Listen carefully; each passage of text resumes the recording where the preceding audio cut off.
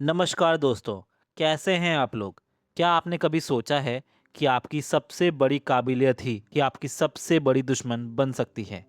Imagine कीजिए, आपने दिन रात एक करके अपने बॉस या मेंटर के लिए एक ब्रिलियंट रिजल्ट प्रोड्यूस किया, लेकिन इनाम के बदले आपको मिलता है उनका गुस्सा, इग्नोर किया जाना या शायद जॉब से निकाल दिया जाना। आखिर ऐसा क्यों होता है? रॉबर्ट ग्रीन की दुनिया भर में मशहूर और उतनी ही बदनाम बुक 48 लॉज ऑफ पावर का सबसे पहला और खतरनाक कानून है नेवर आउटशाइन द मास्टर। ये लॉ सुनने में शायद थोड़ा अनफेयर लगे, लेकिन ये पावर की दुनिया का वो कड़वा सच है जो बड़े बड़े टैलेंटेड लोगों का करियर पल भर में तबाह कर देता है। क्या आपको पता है कि आपकी इंटेलिजेंस और आपका विट कैसे किसी पावरफुल इंसान के ईगो पर चोट पहुंचा सकता है? आज हम उस साइकोलॉजिकल ट्रैप को डिकोड करेंगे जहां आपकी ओवर एक्सीलेंस आपका ही रास्ता काट देती है। 2026 के इस कॉम्पिटिटिव ज़माने में जहां हर कोई मेन कैरेक्टर बनना चाहता है, हम सीखेंगे वो सीक्रेट स्ट्रैटेजी जिस दुनिया के सबसे बड़े बिलियनियर्स और लीडर्स ने यूज़ किया है पर्दे के पीछे रहकर अपनी ताकत बढ़ाने के लिए। क्या आप तैयार हैं ये जानने के लिए कि कैसे बेवकूफ़ दिखकर असलियत में सबसे ज़्यादा स्मार्ट बना जाता है? अगले कुछ मिनट आपके करियर और नेटवर्किंग का नज़रिया पूरी तरह बदल देंगे। चलिए पावर के इस पहले और सबसे इम्पोर्टेंट राज से पर्दा उठाते हैं। रॉबर्ट ग्रीन की world famous book 48 laws of power का सबसे पहला और शायद सबसे ज़रूरी कानून है नेवर आउटशाइन द मास्टर। इस लॉ का बेसिक मतलब ये है कि अपने से बड़े या पावरफुल इंसान, मास्टर, बॉस या मेंटर के सामने कभी भी इतना ज़्यादा चमकने की कोशिश मत करो कि वो इनसिक्योर फील करने लगे। इस डिटेल एनालिसिस में हम समझेंगे कि ये लॉ 2026 के कॉरपोरेट, ट्रेडिंग और क्रिएटिव वर्ल्ड में क्यों एक सर्वाइवल टूल है। सबसे पहले बात करते हैं the psychology of the superior. देखिए राजू भाई, हर इंसान जो पावर की पोजीशन पर होता है वो चाहता है कि दुनिया उसे बेस्ट और स्मार्टेस्ट माने। जब आप उनके नीचे काम करते हुए अपने आप को एक्स्ट्राऑर्डिनरी टैलेंट, विट या इंटेलिजेंस दिखाते हैं तो अनजाने में आप उनके ईगो पर चोट पहुंचाते हैं। आपको लग सकता है कि आप अच्छा काम करके उन्हें इम्प्रेस कर रहे हैं, लेकिन उनके दिमाग में एक डर बैठ जाता है कि आप शायद उनकी जगह लेने वाले हैं या उन्हें डेटेड मतलब पुराना साबित कर देंगे। बिलियनियर माइंडसेट का एक असूल है, power is often about appearances. अगर आपने अपने मास्टर को फुलिश या इन्फीरियर दिखा दिया तो वो आपको रिवॉर्ड देने के बजाय आपको नीचे गिराने के रास्ते ढूंढने लगेंगे।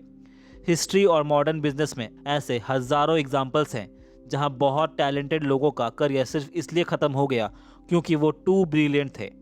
2026 में जहां एआई और टेक की वजह से नया जनरेशन बहुत फास्ट है, ये लॉ और भी सेंसिटिव हो गया है। इमेजिन करिए, आप एक ट्रेडिंग फर्म में काम कर रहे हैं और आपने अपने सीनियर से बेहतर एल्गोरिदम बना दिया है। अगर आप उसे सबके सामने गर्व से दिखाएंगे तो आपके सीनियर शायद आपको अप्रिशिएट करे, लेकिन अंदर ही अंदर वो आपको एक थ्रेट मतलब खतरा समझेगा। रॉबर्ट ग्रीन कहते हैं कि मास्टर्स स्टार की तरह होते हैं। उन्हें लगना चाहिए कि पूरी रोशनी उन्हीं से आ रही है। आपको उनके आसमान में सिर्फ एक प्लैनेट बनना है जो उनकी रोशनी को रिफ्लेक्ट करे। इस पार्ट का दूसरा बड़ा एस्पेक्ट है द इल्यूजन ऑफ मॉडेसिटी। इस लॉ का ये मतलब बिल्कुल नहीं है कि आप अपने टैलेंट को दबा दें या काम चोरी करें। इसका मतलब है कि आप अपनी इंटेलिजेंस को पैकेज करना सीखें। अगर आप अपने मास्टर से ज़्यादा स्मार्ट हैं तो उसे ऐसे दिखाइए जैसे कि आपकी सारी समझ उन्हीं की मेंटरशिप का नतीजा है। जब आप उन्हें क्रेडिट देते हैं तो वो सेफ फील करते हैं। जब एक मास्टर सेफ फील करता है तो वो आपको अपने और करीब लाता है, आप पर भरोसा करता है और आपको और ज़्यादा पावर देता है। एक और ख़तरनाक गलती जो लोग करते हैं वो है द विट ट्रैप। अक्सर लोग मीटिंग में या सोशल गैदरिंग में अपने बॉस से ज़्यादा मज़ेदार या कैरिज्मेटिक बनने की कोशिश करते हैं। ग्रीन वॉर्न करते हैं कि चार्म और विट ऐसी चीज़ें हैं जो सीधा ईगो पर अटैक करती हैं। अगर आप महफिल की जान बन गए हैं और आपके बॉस साइड में खड़े रह गए तो आपने एक दुश्मन बना लिया है। 2026 के डिजिटल एज में ये सोशल मीडिया पर भी अप्लाई होता है। अगर आप अपने मेंटर से ज़्यादा फॉलोअर्स या इंगेजमेंट पा रहे हैं तो थोड़ा लो प्रोफाइल रहना ही अक्लमंदी है। अंत में पार्ट 1 हमें ये सिखाता है कि मास्टर्स इनसिक्योरिटी आपका सबसे बड़ा दुश्मन हो सकती है। आप चाहे कितनी भी बड़ी डिग्री कर लो, अगर आप अपने सीनियर्स को छोटा महसूस करवाइएगा तो आपकी डिग्री आपको नहीं बचा पाएगी। पावर के खेल में हमेशा एक सेफ्टी बफर लेकर चलना चाहिए। अपने मास्टर को सन बने रहने दीजिए, उन्हें ये लगने दीजिए कि वो आपसे ज़्यादा जीनियस हैं, इससे वो खुश रहेंगे और आप पर्दे के पीछे रहकर अपनी ताकत और नेटवर्क बिल्ड कर पाएंगे। जब तक आप इतने पावरफुल ना हो जाएं कि आपको उनकी ज़रूरत ना रहे, तब तक उन्हें आउटशाइन करना एक करियर सुसाइड है।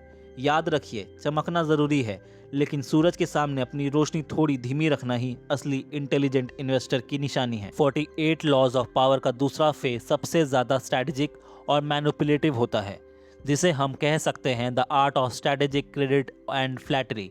पार्ट 1 में हमने सीखा कि क्यों मास्टर को इनसिक्योरिटी महसूस नहीं करवानी चाहिए, लेकिन पार्ट 2 हमें सिखाता है कि कैसे अपनी इंटेलिजेंस को उनके लिए एक गिफ्ट बनाकर पेश करना है। इस डिटेल ब्रेकडाउन में हम देखेंगे कि कैसे आप बिना अपनी औकात कम किए मास्टर के दिल में जगह बना सकते हैं, ताकि वो खुद आपको ऊपर उठाएं। बिलियनियर माइंडसेट का एक असूल है, don't work for power, make power work for you. इस पार्ट का सबसे बड़ा सीक्रेट है attributing success to the master. Robert Greene कहते हैं कि अगर आपने कोई बहुत बड़ी कामयाबी हासिल की है तो उसे पूरा अपना मत बताइए, उसे ऐसे पेश कीजिए जैसे कि वो आपके मास्टर की किसी पुरानी एडवाइस, उनकी स्ट्रैटेजी या उनके विजन का नतीजा है। 2026 के कॉर्पोरेट वर्ल्ड में अगर आप एक नया ट्रेडिंग बॉट बनाते हैं या कोई हाई रिटेंशन स्क्रिप्ट लिखते हैं, तो अपने बॉस से कहिए, सर वो जो पिछली मीटिंग में आपने हिंट दिया था, मैंने बस उसी को फॉलो करके ये अचीव किया। इससे दो चीज़ें होंगी। पहला, उनका ईगो बूस्ट होगा क्योंकि उन्हें लगेगा कि वो अब भी सोर्स ऑफ नॉलेज हैं। दूसरा, वो आपको अपना सबसे वफादार लॉयल बंदा समझेंगे। जब मास्टर को लगता है कि आपकी चमक उन्हीं की रोशनी का रिफ्लेक्शन है, तो वो आपको और ज़्यादा विजिबिलिटी देते हैं। इसके बाद आता है डिस्क्रीट सुपीरियॉरिटी। इसका मतलब है कि आपको अपने मास्टर से ज़्यादा स्मार्ट तो होना ही है, वरना आप उनके काम के नहीं रहेंगे।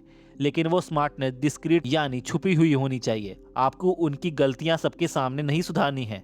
अगर आप नोटिस करते हैं कि उनका कोई फाइनेंशियल एनालिसिस गलत है, तो उन्हें अकेले में ले जाकर बहुत हम्बली बोलिए, सर मुझे थोड़ा कन्फ्यूज़न था इस पॉइंट पर, क्या आप इसे फिर से समझा देंगे? शायद मुझसे ही कैलकुलेशन में मिस्टेक हुई हो। जब आप उन्हें फेस सेविंग का मौका देते हैं तो वो आपके एहसानमंद हो जाते हैं। 2026 में जब हर कोई आई एम द बेस्ट चिल्लाना चाहता है, एक असली प्लेयर वही है जो पर्दे के पीछे से स्ट्रिंग्स पुल करता है। रॉबर्ट ग्रीन यहाँ एक इम्पॉर्टेंट टेक्निक बताते हैं, सिलेक्टिव वीकनेस। कभी कभी जानबूझकर अपनी कोई छोटी सी कमजोरी या गलती मास्टर के सामने जाहिर कीजिए। इससे उन्हें लगता है कि आप भी इंसान हैं और उनसे नीचे हैं। इनसिक्योरिटी तब पैदा होती है जब आप परफेक्ट दिखने लगते हैं। जब आप उनसे किसी छोटी चीज़ में मदद मांगते हैं तो उनका प्रोटेक्टिव इंस्टिंक्ट जाग जाता है। बिलियनियर्स और लीडर्स उन लोगों को पसंद करते हैं जिन्हें वो ट्रेन कर सकें। अगर आप उन्हें ये दिखाएंगे कि आपको अभी उनसे बहुत कुछ सीखना बाकी है, तो वो आपके लिए रास्ता खोल देंगे। इस फेज में स्ट्रैटेजिक फ्लैटरी, समझदारी से की गई तारीफ का भी बड़ा रोल है। लेकिन याद रखिए, सस्ती तारीफ बटरिंग पकड़ी जाती है और वो वीक दिखाती है। तारीफ हमेशा उनकी इंटेलिजेंस या जजमेंट की होनी चाहिए। फॉर एग्जाम्पल, सर आपका मार्केट को देखने का नज़रिया बिल्कुल अलग है, ये चीज़ मैंने किसी बुक में नहीं पढ़ी। ऐसी तारीफ उनके ईगो के सबसे नर्म हिस्से, वल्नरेबल स्पॉट को हिट करती है। जब उन्हें लगता है कि आप उनकी जीनियस को अप्रिशिएट करने वाले अकेले इंसान हैं, तो वो आपको अपना राइट हैंड बना लेते हैं। अंत में पार्ट 2 का सबसे बड़ा सबक ये है कि master's favour is the shortcut to power. आप मेहनत करके 10 साल में जहां पहुंचेंगे, मास्टर की एक रिकमेंडेशन आपको वहां 1 साल में पहुंचा सकती है। इसलिए उन्हें आउटशाइन करना एक बेवकूफ़ी है। अपने टैलेंट को एक ट्रिब्यूट की तरह उनके कदमों में रखिए।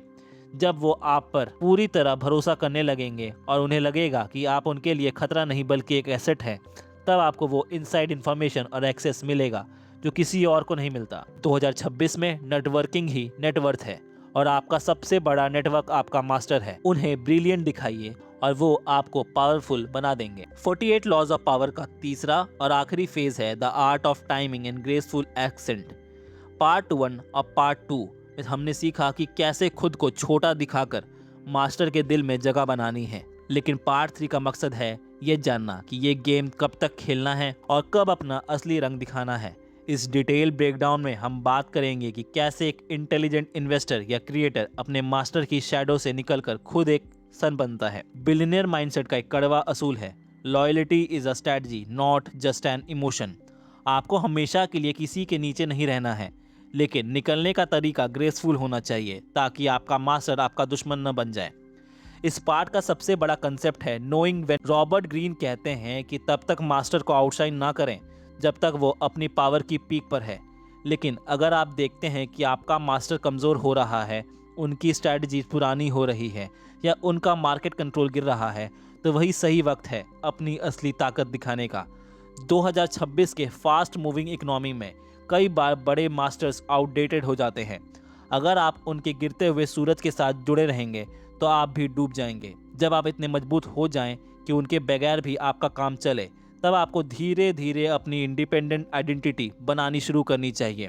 इसे स्ट्रैटेजिक इंडिपेंडेंस कहते हैं। इसके बाद आता है the mercy of the superior. अगर आपका मास्टर एक नेचुरल लीडर है और वो आपको आगे बढ़ते हुए देखकर खुश है, तो आप उनके साथ रहकर अपनी पावर बढ़ा सकते हैं। लेकिन अगर आपका मास्टर क्रूएल या इनसिक्योर है, तो ग्रीन का मशवरा है, let nature take it course. ऐसे मास्टर को आउटशाइन करने की ज़रूरत नहीं है, वो खुद अपनी इनसिक्योर हरकतों से नीचे गिरेगा। आपको बस इंतज़ार करना है। 2026 में जब स्टार्टअप्स और क्रिएटर्स का ज़माना है, कई बार आपका मास्टर आपका इन्वेस्टर या प्लेटफॉर्म होता है। अगर आप अपने फील्ड में उनसे ज़्यादा इंडिस्पेंसिबल, जिसके बिना काम ना चले, बन जाते हैं, तो वो पावर अपने आप आपके हाथ में शिफ्ट हो जाती है। आपको उन्हें हराने की ज़रूरत नहीं पड़ती, लोग खुद आपकी तरफ खींचे चले आते हैं। रॉबर्ट ग्रीन यहाँ एक और बहुत ज़रूरी बात बताते हैं, द ग्रेसफुल एग्जिट। जब आप मास्टर को आउटशाइन करने की पोजीशन पे आ जाइए, तो कभी भी उन्हें बेइज्जत मतलब ह्यूमिलिएट मत कीजिए। उन्हें हमेशा एक रिस्पेक्टेबल एग्जिट दीजिए। उन्हें महसूस करवाइए कि आप जो भी हैं उन्हीं की वजह से हैं। इससे वो आपका रास्ता नहीं काटेंगे और दुनिया की नज़रों में आप एक अनग्रेटफुल इंसान नहीं बनेंगे। बिलियनियर्स हमेशा अपने पुराने मेंटर्स के साथ अच्छे रिश्ते रखते हैं, चाहे वो अब उनसे कई गुना ज़्यादा अमीर क्यों ना हो गए हों।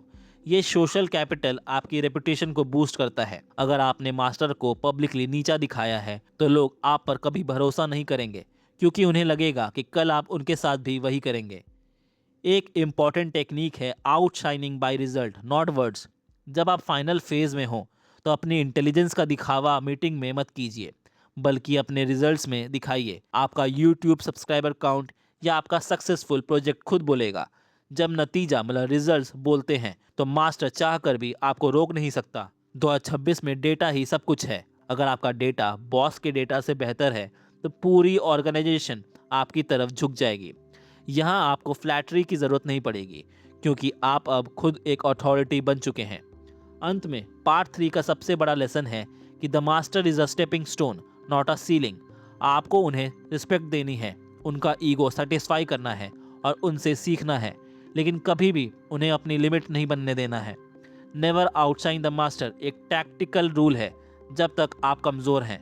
जैसे ही आप डिग्री क्लियर करते हैं या पोस्ट पा लेते हैं और ट्रेडिंग साइकोलॉजी मास्टर करके अपने पैरों पर खड़े हो जाते हैं, तब आपको सूरज की तरह चमकना ही होगा। लेकिन वहां तक पहुंचने का रास्ता ह्यूमिलिटी और स्ट्रैटेजी से होकर गुजरता है। याद रखिए, असली पावर वही है जो वक्त के साथ बदलती है। पहले शिष्य बनिए, फिर एसेट बनाइए और अंत में खुद मास्टर बनिए। यही पावर का सबसे पुराना और सबसे कामयाब कानून है। धन्यवाद।